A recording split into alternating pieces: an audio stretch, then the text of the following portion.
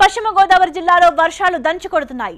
తణుకు, ఉండ్రాజవరం, ఇరగవరం, అత్తిలి మండలాల్లో భారీ వర్షాలు పడుతున్నాయి. చినుకు చినుకుగా మొదలైన వర్షం అర్ధరాత్రి కురిసిన వర్షానికి లోతట్టు ప్రాంతాలన్నీ జలమయమయ్యాయి.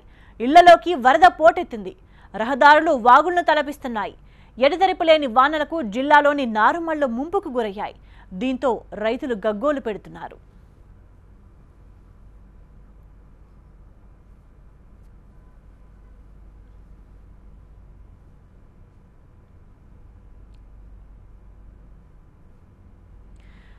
నార్త్ ఇండియాలోనే కాదు, మరోవైపు ఏపీ, తెలంగాణలో కూడా వర్షాలు కురుస్తున్నాయి. పశ్చిమ గోదావరి జిల్లాలో వర్షాలు దంచుకొడుతున్నాయి.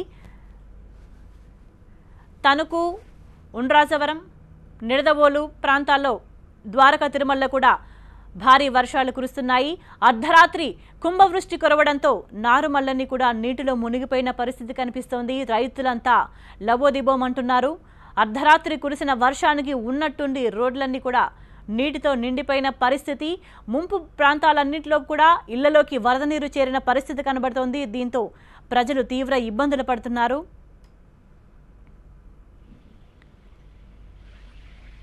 ఎక్కడికక్కడ రోడ్లన్నీ కూడా చెరువులను తలపిస్తున్న పరిస్థితి కనిపిస్తోంది. అనేక ప్రాంతాల్లో పంటలు కూడా నీట మునిగాయి.